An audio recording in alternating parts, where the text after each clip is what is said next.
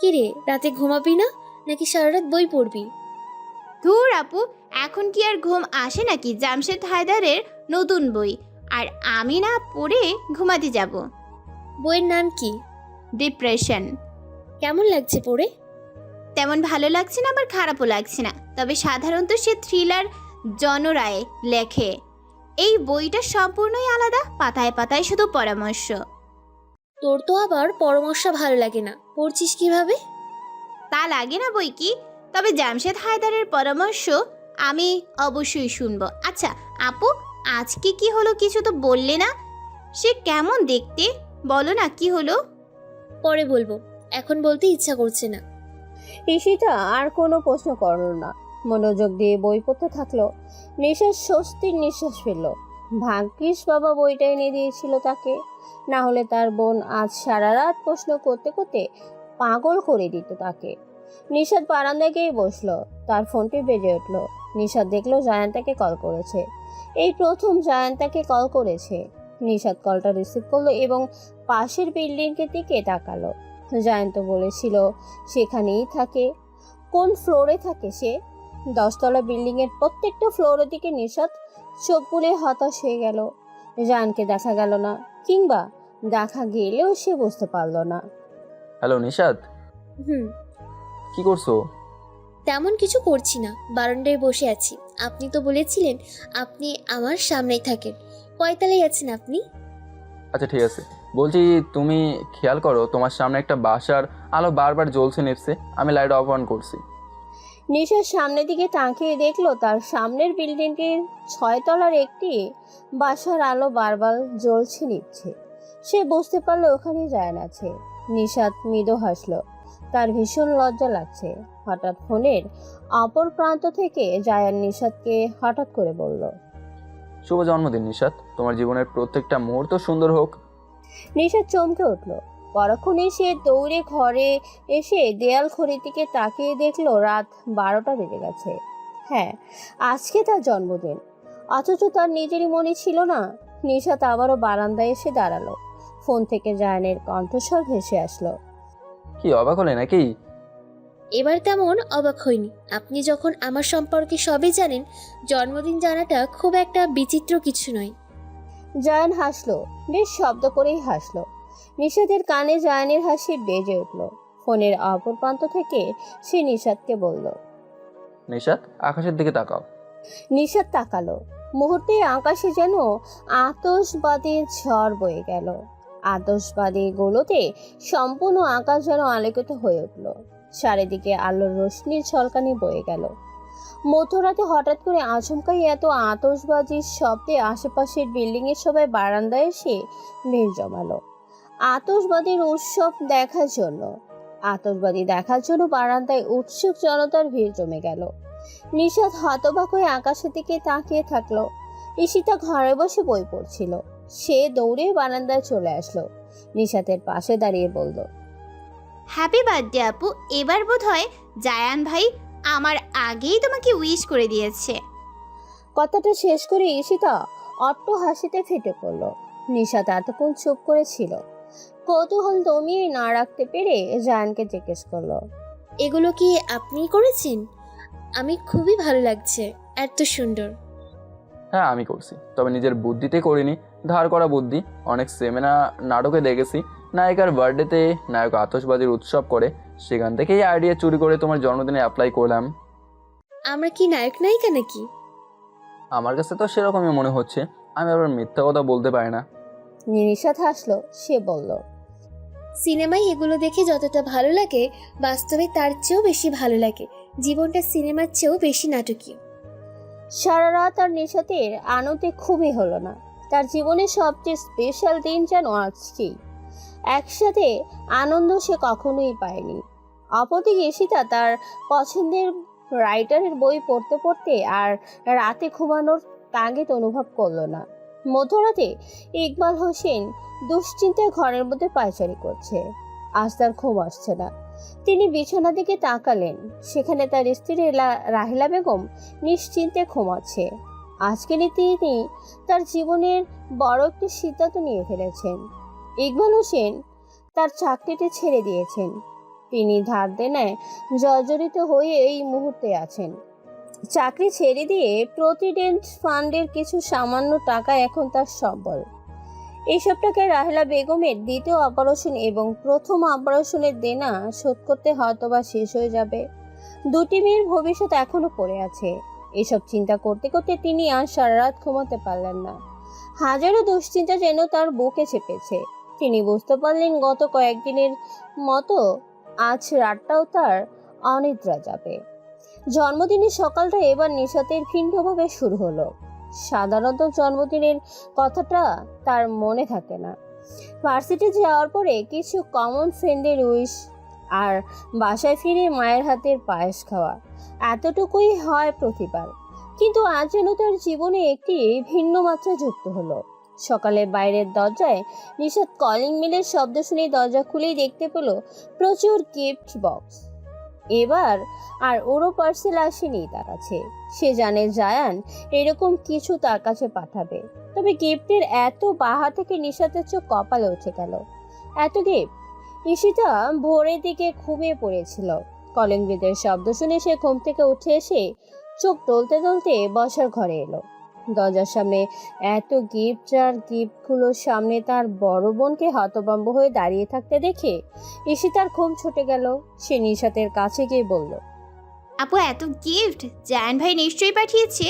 আপু একটা কথা কিন্তু ফাইনাল, এই গিফটগুলোর অর্ধেক কিন্তু আমার আর অর্ধেক তোমার।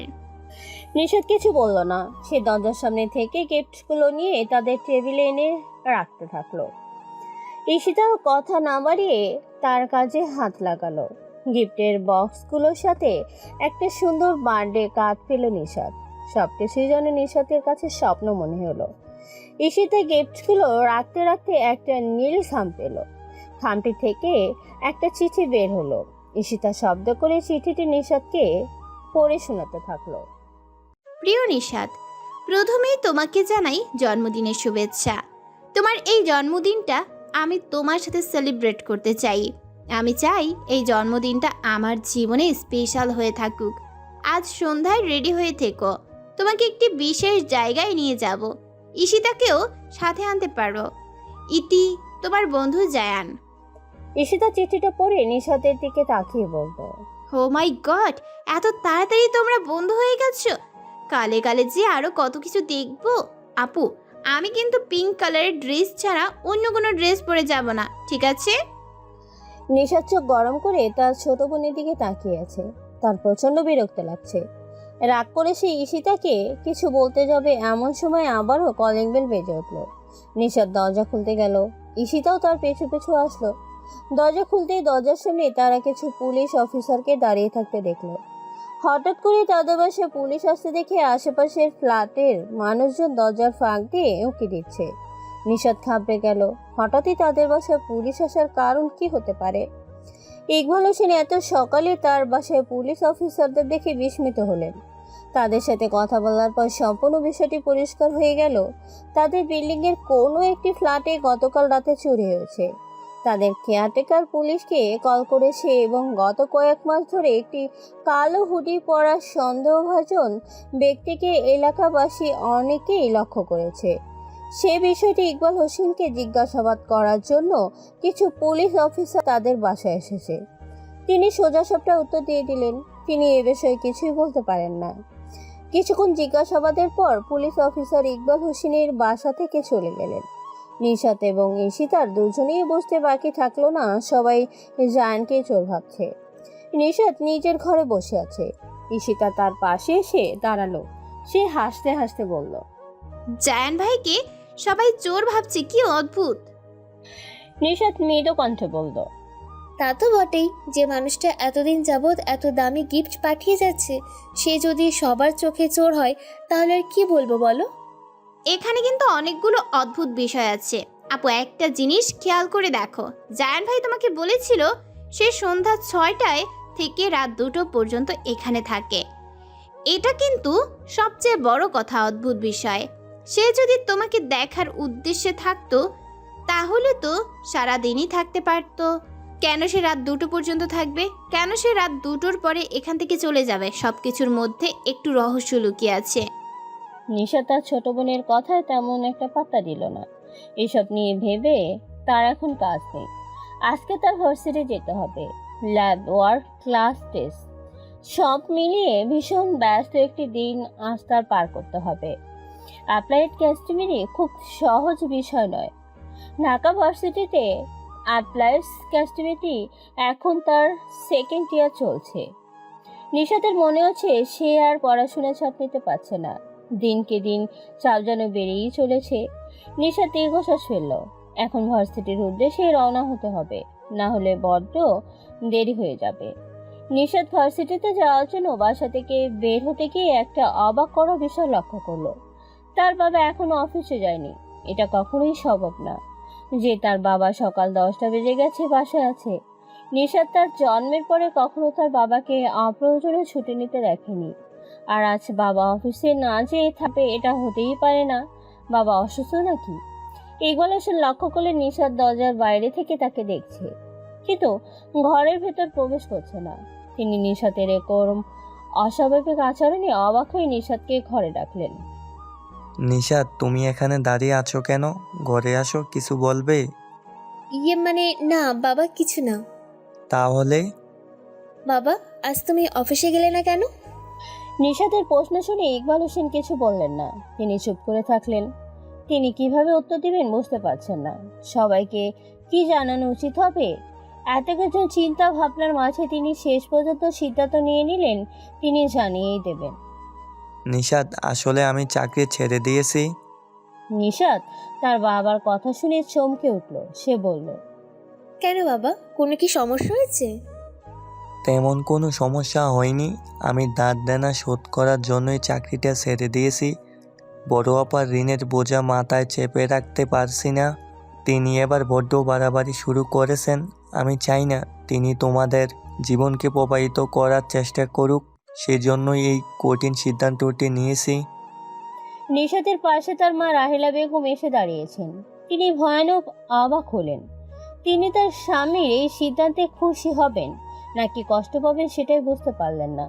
তিনি কি এই ভেবে খুশি হবেন যে অবশেষে নিশাতের বড় ফুপু তাদের পরিবারের কাছ থেকে দূরে সরছে, নাকি এইভাবে কষ্ট পাবেন যে এখন তাদের অর্থনৈতিক অবস্থা দ্রুত ভঙ্গুরের দিকে যাবে?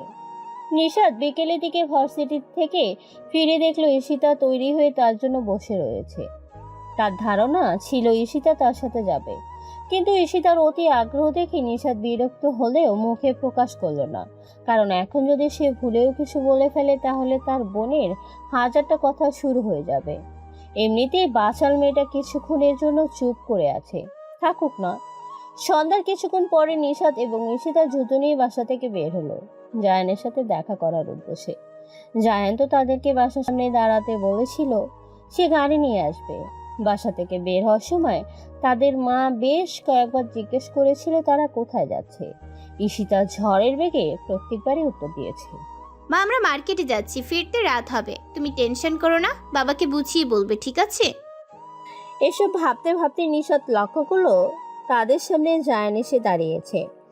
আজকে জায়ান তার সেই চিরাগ সার্বক্ষণিক পরিধান করা পোশাকটি পরে আছে। সেটা আর কিছু নয়, কালো হুডি। ঈশিতাই প্রথমবার জায়ানকে দেখে স্বাচ্ছন্দ্যে জিজ্ঞেস করতে থাকলো, জায়ান ভাই কেমন আছেন? কি অবস্থা আপনার? আপনি নাকি চুরি করে পালিয়েছেন। আজকে আমাদের বাসায় পুলিশ এসেছিল, আপনাকে নিয়ে কত কিছু জিজ্ঞাসাবাদ করলো। জানেন ভাইয়া, আমি কিচ্ছু বলি নাই। জায়ান ঈশিতার এমন অদ্ভুত প্রশ্ন শুনে বেশ অবাক হলো। সেটা তার মুখভঙ্গি দেখেই নিশাত আঁচ করতে পারলো।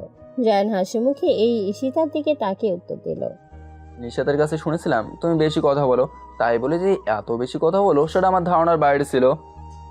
গাড়িতে উঠে নিশাত জায়ানকে জিজ্ঞেস করলো, আমরা কোথায় যাচ্ছি? আমার খুবই পছন্দের একটা রেস্টুরেন্টে তোমাকে নিয়ে যাব। ঈশিতা গাড়ির পিছনে চিটে বসেছিল, সেখান থেকে সে বলল, আচ্ছা ভাইয়া, আপনি যে সব সময় কালো হুডি পরে থাকেন, আপনার কি গরম লাগে না? এই গরমে তার কিভাবে পরে আছেন? আর ভাইয়া, আপনি মাঝ রাতে রাস্তা দিয়ে হাঁটাহাঁটি করেন কেন? সবাই তো আপনাকে চোর ভাবে। জায়ান বিরক্ত ভরা কণ্ঠস্বরে বলল। গাড়িতে এসি আছে, গরম লাগবে কেন? আর দয়া করে একটু কম কথা বলো, ড্রাইভিংটা কিন্তু আমি করছি, যে কোনো মুহূর্তে অ্যাক্সিডেন্ট হয়ে যেতে পারে। ঈশিতা জায়ানের কথায় কোনো তোয়াক্কা না করে বকবক করেই যেতে লাগলো। বেশ কিছুক্ষণ পর জায়ান ব্রেক কষিয়ে গাড়ি একটি বড় রেস্টুরেন্টের সামনে দাঁড় করালো। নিশাদ গাড়ি থেকে নেমে দেখলো রেস্টুরেন্টটি। এই রেস্টুরেন্টের কথা অনেক শুনলেও এখানে তো তার আগে কখনোই আসা হয়নি। এই রেস্টুরেন্টে ঢুকে নিশাদ বেশ বড় একটি ধাক্কা খেলো। সেখানে একটি দেয়ালও ফাঁকা নেই। প্রত্যেকটি দেয়ালে নিশাতের বড় বড় করে ছবি জুড়ে আছে। তার জন্মদিন উপলক্ষে সম্পূর্ণ জায়গাটা অনেক সুন্দর করে সাজানো। দেয়ালে একটি জায়গাও নিশাতের চোখ পড়ল, সেখানে বড় বড় করে হ্যাপি বার্থডে নিশাত লেখা। জায়ান নিশাতকে বলল। বসো নিশাত। নিশাত বসলো। তার ঈশিতা এসে তো বসলো। নিশাত বলল। জায়ান, আপনি আমার এই ছবিগুলো কোথা থেকে কালেক্ট করেছেন? ধরে নাও কোনো একভাবে করছি, এসব বিষয়ে পরে কথা বলি। আগে কেক কাটা, ডিনার সব কিছু হয়ে যাক, তারপর বলি। জায়ানের কথা শেষ হওয়ার পর মুহূর্তে একজন ওয়েটার তাদেরকে টেবিলের উপর সুন্দর একটি কেক এনে রাখলো। নিশাত কেকের দিকে তাকিয়ে আরও একটি ধাক্কা খেলো। কেকের উপর তার আর জায়ানের প্রথম দেখার সময়কার হাত মিলানোর একটি ছবি। সে বিস্মিত হয়ে জায়ানের দিকে তাকিয়ে বলল। আমাদের তো এখনো পর্যন্ত একসাথে কোনো ছবি তোলা হয়নি, একটা সেলফি পর্যন্ত তুলিনি, তাহলে এটা? জায়ান হাসি মাখা মুখে উত্তর দিল। এটা কিভাবে সম্ভব, তাই তো? এসব বাদ দাও, আগে কেকটা কাটো প্লিজ। জায়ান কেকের চারিদিকে মোমবাতি জ্বালিয়ে দিল। সে নিশাতের হাতে কেক কাটার চাকু ধরে দিয়ে বলল। এখানে 22টা মোমবাতি জ্বালিয়েছি, মোমবাতিগুলো এক নিঃশ্বাসে ফু দিতে হবে। ফু দেওয়ার সময় তুমি যেটা মনে মনে উইশ করবে সেটাই পূরণ হবে, তবে এক নিঃশ্বাসে নেভাতে হবে কিন্তু। ঈশিতা জায়ানের কথা শুনে বেশ অবাক হয়ে বলল। তাই নাকি জায়ান ভাই? এটা তো জানতাম না, সত্যি নাকি? জায়ান স্বাভাবিক গলায় বলল। সত্যি বললেও ভুল হবে, মিথ্যা বললেও ভুল হবে। সত্যি মিথ্যার মাঝে মাঝে কোনো একটা হতে পারে। এটা আমার মা বলতো, সেজন্য এটা আমি এখানে মেনে এসেছি। তবে তোমার বিশ্বাস করতে ইচ্ছে হলে করতে পারো। নিশাত তাদের দুজনের দিকে তাকিয়ে বলল। আচ্ছা ঠিক আছে, আমি একবারই ফু দেওয়ার চেষ্টা করব, ঠিক আছে? নিশাত এক ফুটে মোমবাতি নেভানোর চেষ্টা করতে গিয়ে ব্যর্থ হয়ে গেল। জায়ান নিশাতকে বলল। Happy birthday to you Nishat. কিছু মুহূর্ত পর ঈশিতা জায়ানকে প্রশ্ন করল। ভাইয়া, আপনি এখন কি করছেন? গতকালকে আপুকে জিজ্ঞেস করলাম আপনার ব্যাপারে, আপু তো কিছুই বলতে পারলো না। ছোট বোনের প্রশ্ন শুনে নিশাত জায়ানের দিকে ফিরে তাকালো, কারণ এই প্রশ্নটা তার মনেও ঘুরপাক খাচ্ছিল। জায়ান উত্তর দিল। তেমন কিছু করি না বললেই চলে, সোজা বাংলা ভাষায় বেকার। বাবার হোটেলে খাই আর টুকটাক লেখালেখি করি, এই আর কি। নিশাত জায়ানকে বলল। আপনি বই লেখেন? হ্যাঁ, ওই আর কি। ঈশিতা জায়ানের কথা শুনে বলল। ও আচ্ছা, আপনি কি ধরনের বই লেখেন? তবে আমার মনে হয় না আপনি খুব ভালো বই লিখতে পারেন। নাকি আপনি খুবই ডিপ্রেশনে ছিলেন? আপুর কাছে শুনলাম সুইসাইডের চেষ্টা সহ আরও কি কি সব ঘটনা ঘটিয়েছেন। আপনার মতো এ ধরনের মানুষ আবার কিভাবে বই লেখে? জায়ান ঈশিতার দিকে অবাক হয়ে তাকিয়ে বলল। তোমার কি এটাই মনে হচ্ছে? হ্যাঁ অবশ্যই। ভাইয়া শোনেন, আপনি যদি এখনও ডিপ্রেশনে থাকেন বা ডিপ্রেশন সম্পর্কে কিছু জানতে চান, তাহলে আপনি জামশেদ হায়দারের ডিপ্রেশন বইটা পড়বেন। ডিপ্রেশন থেকে বের হওয়ার অনেক পরামর্শ উনি দিয়েছেন। জায়ান হাসি মুখে ঈশিতার দিকে তাকিয়ে জিজ্ঞেস করলো। ও আচ্ছা, তাই নাকি? জামশেদ হায়দারের বই বুঝি তোমার অনেক পছন্দ? হ্যাঁ অবশ্যই, ওনার বই ছাড়া আমি কারোর বই পড়ি না। ওনার লাস্ট 2 বছরে যতগুলো থ্রিলার বের হয়েছে আমি সবগুলো পড়েছি। বর্তমানে একটা ভিন্ন টাইপের বই বের হয়েছে, বইয়ের নাম ডিপ্রেশন, তাও আমি পড়েছি।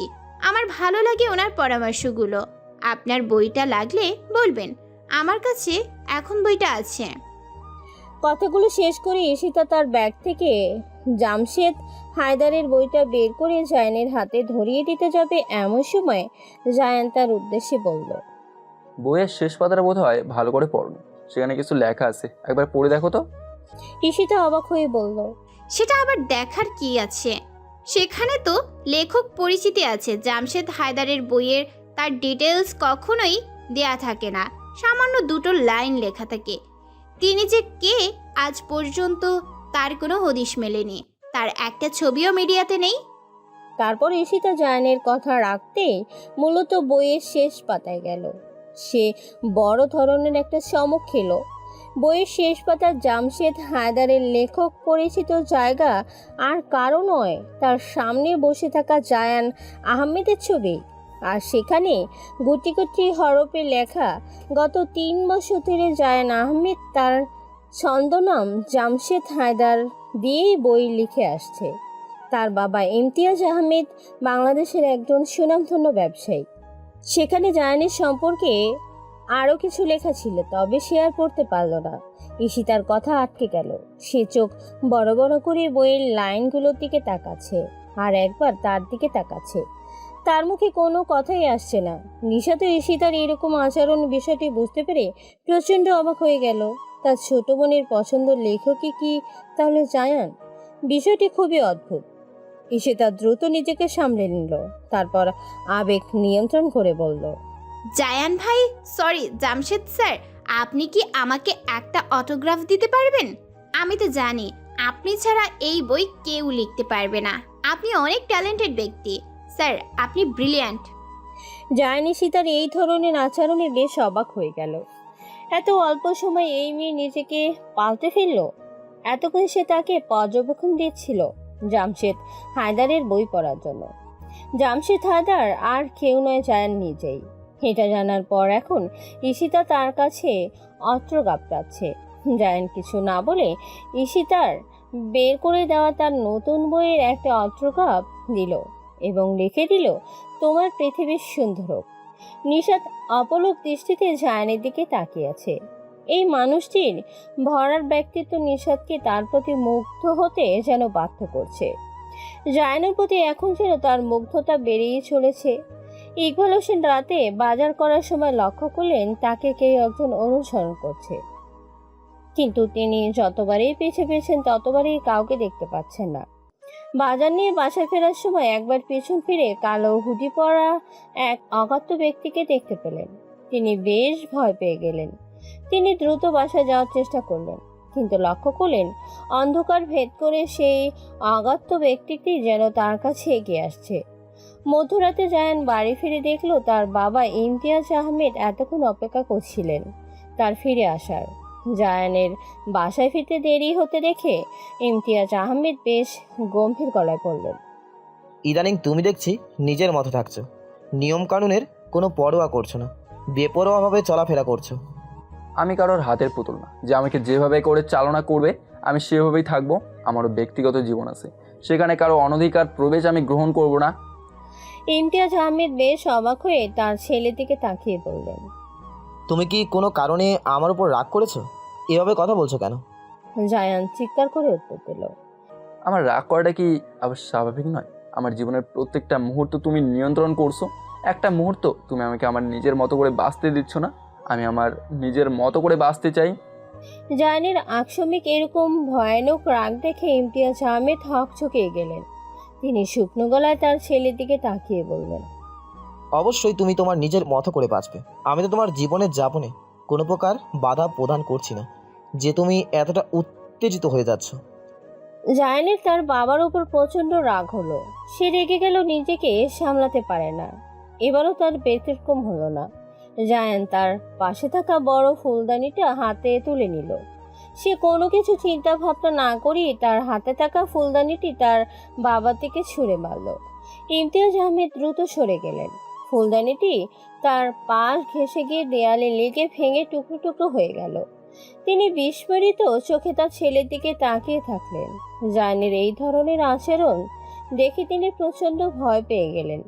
জায়ান তার বাবার ভয়ার্ত দৃষ্টি অগ্রাহ্য করে নিচের রুমের দিকে হন্তদন্ত করে হেঁটে চলে গেল। ইমতিয়াজ আহমেদকে কানে বিকট শব্দ ভেসে আসলো। তিনি বুঝতে পারলেন জায়ান শব্দ করে তার ঘরের দরজা বন্ধ করেছে। ইকবাল হোসেন চিন্তিত হয়ে গেলেন, তবে কি জায়ানের সেই সমস্যাগুলো কি আবারও ফিরে আসছে? নিশাত বিরক্ত হয়ে তার ফোনের স্ক্রিনের দিকে তাকিয়ে আছে। গত 4 দিন ধরে জায়ানের কোনো হদিস মিলছে না। তার জন্মদিনের পরে প্রায় 6 মাস কেটে গেছে। তার সাথে জায়ানের সম্পর্কটা বেশ গাঢ় হয়ে উঠেছে। কিন্তু এরই মধ্যে জায়ানকে একটু অন্যভাবে নিশাত লক্ষ্য করেছে। জায়ানের আচরণ যেন দিনকে দিন পাল্টে যাচ্ছে। গত 4 দিন ধরে জায়ানের ফোন বন্ধ। নিশাত প্রায় 1000-এর উপরে তাকে ফোন দিয়েছে, তাও তার সাথে কথা হয়নি। জায়ানের নিশাতের বাসায় আসার কথা ছিল তার বাবা মার সাথে দেখা করার জন্য, কিন্তু জায়ান সে কথা রাখেনি। নিশাতের প্রচণ্ড রাগ উঠেছে। এর আগে তার নিজের মোবাইল আছড়ে ভেঙে ফেলতে ইচ্ছে করছে, তবুও সে নিজেকে সামনে নিল। জায়ান যা করছে সেটা মোটেও ঠিক না। নিশাত বুঝতে পারছে তার মা বাবা জায়ানের সাথে তার সম্পর্কের কথা জেনে গিয়েছে, সেজন্যই মূলত তার বাবা জায়ানকে তাদের বাসায় আসতে বলেছিল। নিশাত প্রথমে জায়ানকে তাদের বাসায় আসার জন্য বলাতেই জায়ান এক বাক্যে রাজি হয়ে গিয়েছিল, কিন্তু তারপর থেকেই তার নানা রকম টালবাহানা শুরু হয়ে গেছে। প্রথমবার নিশাতের পরিবার সব ধরনের আয়োজন করে রেখেছিল জায়ান তাদের বাসায় আসার উপলক্ষে, কিন্তু সে সেদিন আসলো না। তার গুরুত্বপূর্ণ কিছু কাজের অজুহাত দেখিয়ে ইকবাল হোসেন মেনে নিলেন। তিনি বললেন, আচ্ছা, আরেকদিন না হয় দেখা হবে। এর কিছুদিন পর দুপুরে খাবার জন্য আরেকবার তাকে দাওয়াত দেওয়া হলো। সেবার জায়ান ফোন বন্ধ করে রাখলো। জায়ান আবার অজুহাত দিল সে খুবই গুরুত্বপূর্ণ কিছু কাজে ব্যস্ত আছে, তার পক্ষে আজকে আসা সম্ভব না। কিন্তু নিশাত লক্ষ্য করেছে তার পরিবারের সবাই যেন জায়ানের উপর কিছুটা বিরক্ত হয়েছে।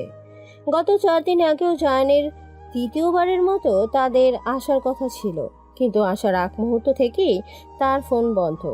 এই বিষয়গুলো দেখতে দেখতে নিশাতের অনেক রাগ হয় জায়ানের উপর। এতটা রাগ হলো যে সে কিছুতেই সহ্য করতে পারছে না।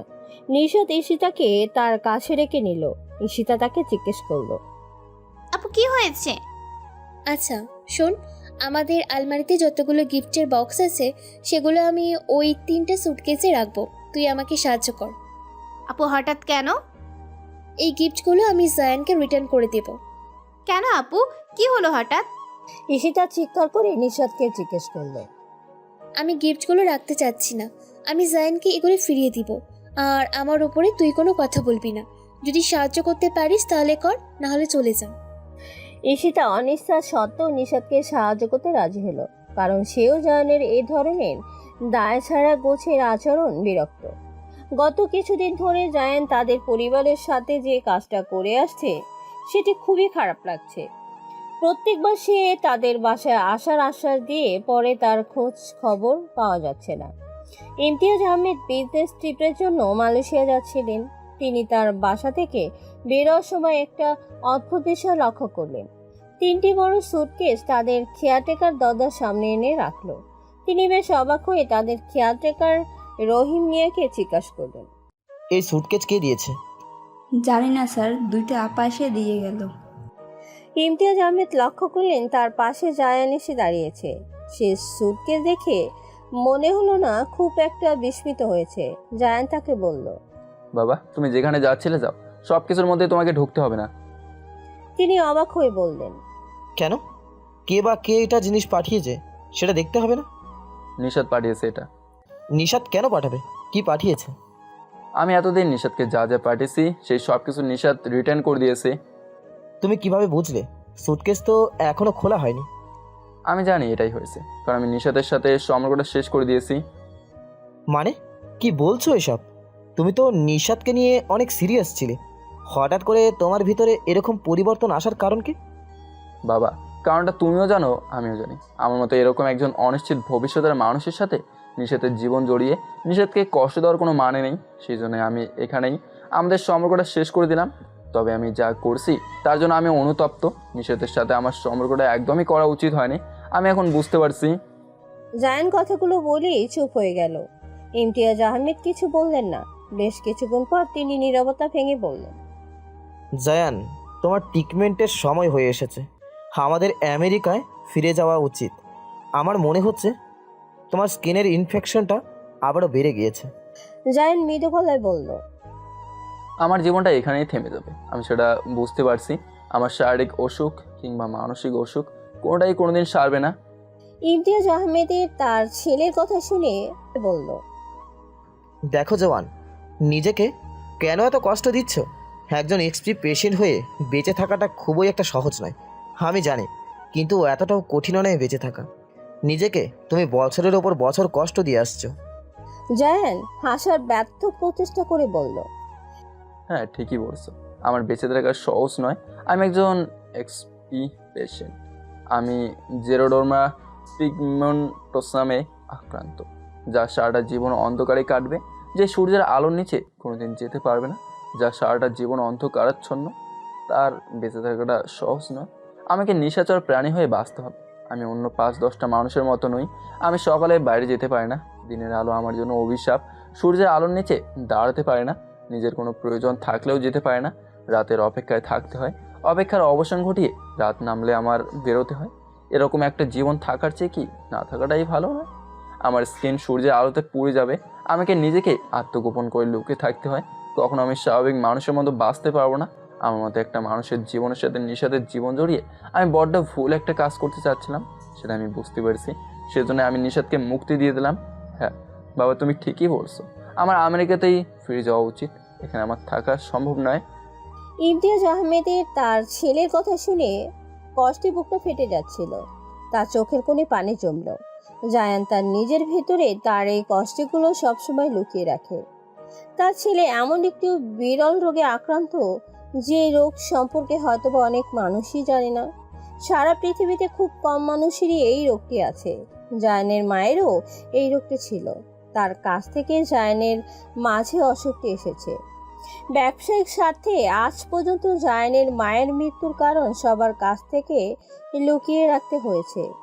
জায়ানের মায়ের মৃত্যু অগ্নি দুর্ঘটনায় ঘটেনি, ঘটেছিল এই অসুখের কারণে। অনেক কষ্টে জায়ানের মা মারা গিয়েছিল। জায়ান আজ পর্যন্ত নিজেকে মৃত ভাবে। সারা পৃথিবী জানে জায়ান মৃত। সে তার মায়ের সাথে মারা গিয়েছিল 8 বছর আগে। ইমতিয়াজ আহমেদের নিজেকে খুব ছোট মনে হতে লাগলো। তিনি কিভাবে পারলেন তার ছেলেকে সবার সামনে মৃত মানুষ রূপে সাজিয়ে রাখতে? হয়তোবা তিনি মানুষটা বড্ড খারাপ। নিশাতের মনে হলো বিপদ যখন আসে চারদিক থেকে আসে। এমন একটা সময় তারা পার করছে যে সময়টা তাদের অনুকূলে নেই। বর্তমানে ইকবাল হোসেনের কোনো চাকরি নেই। রাহেলা বেগমেরও অপারেশনের ডেট এসে পড়েছে। রাহেলা বেগমকে হসপিটালে ভর্তি করাতে হয়েছে। তাদের 3 মাসের বাসা ভাড়া বাকি পড়েছে। হসপিটালের বিল সব মিলিয়ে জীবন যেন ঝামেলায় ভরপুর। এর মধ্যে নিশাত মানসিক দহনে জ্বলে পুড়ে খারখার হয়ে যাচ্ছে। জায়ানের সাথে তার 1 মাস ধরে কোনো প্রকার যোগাযোগ নেই। জায়ান তাদের সম্পর্কটা সেখানেই শেষ করে দিয়েছে। নিশাত বুঝতে পারছে, তবে এই মুহূর্তে তার করারও কিছু নেই। এসব বিষয় ছেড়ে ফেলে দিয়ে জীবনে এগিয়ে যাওয়াটাই মুখ্য তার কাছে। নিশাত হসপিটালের করিডোরে পায়চারি করছিল। সে লক্ষ্য করলো ঈশিতা তার কাছে এগিয়ে আসছে। ঈশিতা তার কাছে এসে ক্লান্ত গলায় বলল, আপু কোনো কিছু ভালো লাগছে না, খুব কষ্ট হচ্ছে, যেন মায়ের কষ্ট আর দেখতে পারছি না। আমার না মরে যেতে ইচ্ছে করছে। ছোট বোনের কথা শুনে নিশাতের খুব খারাপ লাগলো। ঈশিতার ভেতরে সেই ছটপটে ভাপার নেই। আস্তে সে যেন ঝিমিয়ে যাচ্ছে। তার ছোট বোনটি বাস্তবতা বুঝতে শিখছে। তার ভেতরে বিরাট এক পরিবর্তন আসছে। নিশাত বুঝতে পারলো। নিশাত ঈশিতাকে সান্ত্বনা দেওয়ার উদ্দেশ্যে বলল, এত কষ্ট পাওয়ার কিছুই নেই, দেখবি সব ঠিক হয়ে যাবে। মার অপারেশনটা সাকসেসফুল হবে, বাবার চাকরি হবে, বাসা ভাড়া দিতে পারবো, আমার পড়াশোনা শেষে একটা বড় চাকরি করব। আমাদের আর কোনো প্রকার অর্থনৈতিক সমস্যা থাকবে না। ঈশিতা তার দিকে তাকিয়ে আস্তে করে বলল, আজ মায়ের অপারেশন, আমার খুবই ভয় লাগছে। আপু ডাক্তার কিন্তু পুরোপুরি বলেনি মার অপারেশনটা হলে মা সুস্থ হয়ে উঠবে। তিনি বলেছেন অপারেশনটা সাকসেসফুল নাও হতে পারে। আপু যদি মায়ের কিছু হয়ে যায় তবে আমি বাঁচবো কি করে? তার কথা শুনে নিশাতের বুকটা কেঁপে উঠল। তাও সে শক্ত গলায় বলল, ধুর পাগলি, কিছুই হবে না, দেখবি সব ঠিক হয়ে যাবে।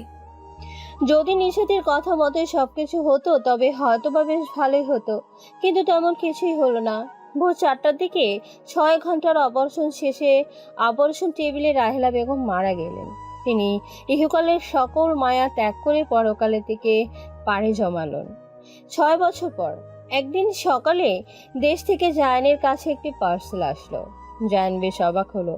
হঠাৎ তার কাছে কে পার্সেল পাঠাতে পারে? সে বর্তমানে লস আয়ারল্যান্ডসে আছে। গত 6 বছর আগে বাংলাদেশ থেকে চিরতরে বিদায় নিয়ে সে আমেরিকায় চলে এসেছে। তবে দেশ থেকে তার কাছে পার্সেল কে করতে পারে সেটা তার কাছে খুবই অস্বাভাবিক লাগলো। জায়ান পার্সেলটি হাতে তুলে নিল। একটা অতি সাধারণ বক্স, তার উপরে কালো মার্কা দিয়ে খুবই পরিচিত একজনের নাম স্পষ্ট লেখা।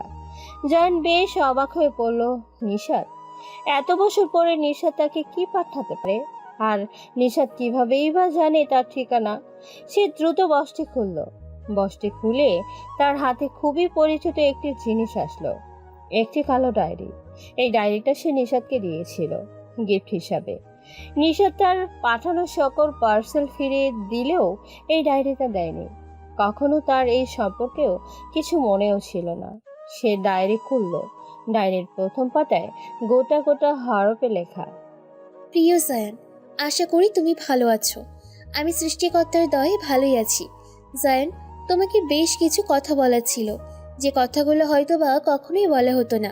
তোমার ঠিকানা অনেক কষ্টে ম্যানেজ করেছি, 6 বছর লেগে গেছে। প্রথমে ভেবেছিলাম তোমার সাথে ফোনে কথা বলবো কিংবা মেসেজ করব, কিন্তু কোনো কিছুই করতে ইচ্ছা করলো না। ইচ্ছা করলো তোমার দেওয়া ওই ডায়েরিতে তোমার কিছু মনের কথা লিখে পাঠিয়ে দিই তোমার কাছে। তুমি আমার কাছ থেকে দূরে সরে গেছো, তাতে আমার বিন্দু মাত্র আক্ষেপ নেই, কারণ আমাদের সম্পর্কটা কখনোই কোনো রূপ নেয়নি। সম্পর্ক সৃষ্টি হওয়ার আগেই তুমি ভেঙে দিয়েছো। হয়তোবা ভেবেছো আমি তোমার সম্পর্কে কিছুই জানতাম না। সত্যি কথা বলতে বিষয়টা এমনটি না। আমি জানতাম তুমি একটি বিরল রোগে আক্রান্ত। কিভাবে জানতাম?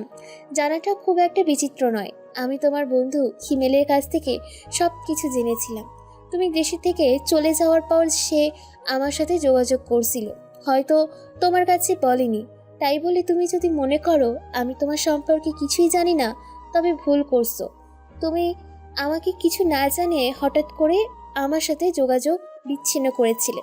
তুমি কি জানো আমি ভীষণ কষ্ট পেয়েছিলাম। যন্ত্রণায় আমি রাতে ঘুমাতে পারতাম না। শুধু একটাবার তোমার সাথে কথা বলতে চাইতাম, কিন্তু পারিনি। তোমার সাথে ঠিক কথা বলে উঠতে আমার 6টা বছর লেগে গেল।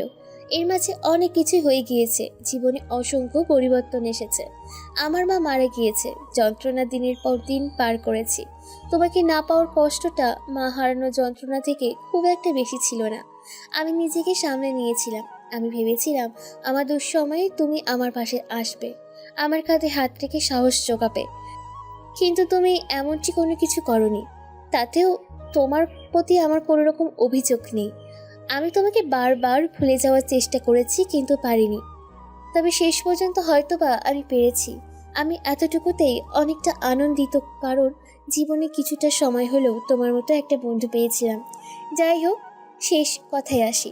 নভেম্বর 18 তারিখে আমার বিয়ে। তুমি আমার বিয়েতে অবশ্যই আসবে। তোমাকে কোনো প্রকার কষ্ট কিংবা দুঃখ দেওয়ার জন্য আমি তোমাকে নিমন্ত্রণ জানাইনি। আমি তোমার জীবনের একটা অধ্যায়, যেটা গত 6 বছর আগেই শেষ হয়ে গিয়েছে। তুমিও আমার জীবনের একটা অসম্পূর্ণ অধ্যায়। আমি মনে করি কোনো কিছু যখন শেষ হয়ে যায় তখন সেটাকে শেষ হতে দেওয়াই উচিত। সেটাকে আঁকড়ে ধরে রেখে আর লাভ নেই। আশা করি তুমি আমার বিয়েতে আসছো। এটি তোমার বন্ধু নিশাত। জায়ান লক্ষ্য করলো ডায়েরির বেশ কয়েক পাতার পর একটা বিয়ের কার্ড রাখা। সে ভীষণ অবাক হলো। নিশাত এত বছর পরেও তাকে হঠাৎ মনে করলো। জায়ান নিশাতের বিয়ের কার্ডটা দেখে মৃদু হাসলো। এই নিশাত নামের মেয়েটির জীবনের একটি সময় হলেও তাকে ভালোবেসেছিল। এটাই তার জীবনের কম পাওয়া নাকি? জায়ানের অদ্ভুত এক মিশ্র অনুভূতি হলো। সে কি কষ্ট পাবে নাকি আনন্দিত হবে সে বুঝতে পারল না। তবে এটা বুঝতে পারলো জীবনের অনেক কিছুই পরিণতি পায় না। তার জন্য কখনো জীবন থেমে থাকে না। জীবন জীবনের আপন গতিতে চলতে থাকে। তাদের সম্পর্কটা হয়তোবা এরকম অপরিণতই থাকবে চিরকাল, কিন্তু তাদের সময়টা হয়তোবা কখনোই পৃথিবীর বুক থেকে মুছে যাবে না।